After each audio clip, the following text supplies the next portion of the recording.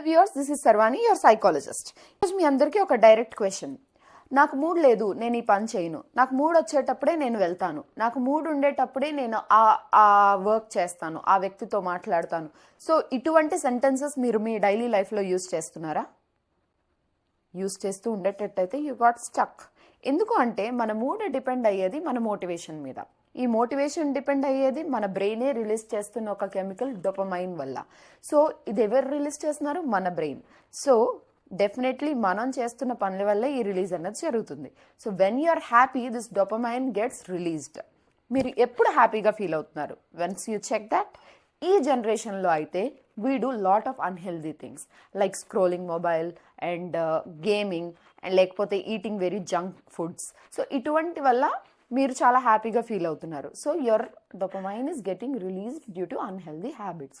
So మీ motivation అక్కడ నుంచి వచ్చేస్తుంది, tons and tons, lots of motivation. So ఇప్పుడు మీరు ఏదైనా ఒక హార్డ్ వర్క్తో కూడుకున్న పని చేయాలి అంటే మీకు మోటివేషన్ ఎందుకు వస్తుంది?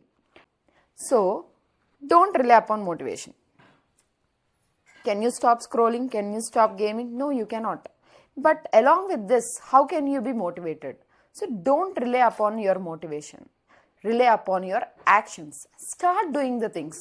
ఈ మోటివేషన్ అన్నది డెఫినెట్లీ మీరు ఏదైనా ఒక వర్క్ చేసేటప్పుడు మీరు అందులో ఒక స్టెప్ ఆఫ్ సక్సెస్ని అందుకున్నప్పుడు, లేకపోతే ఒక అడ్మైర్ని అందుకున్నప్పుడు definitely you will be motivated. Your dopamine will be released. అప్పుడు ఆ వర్క్ అన్నది కన్సిస్టెంట్ అయిపోతుంది.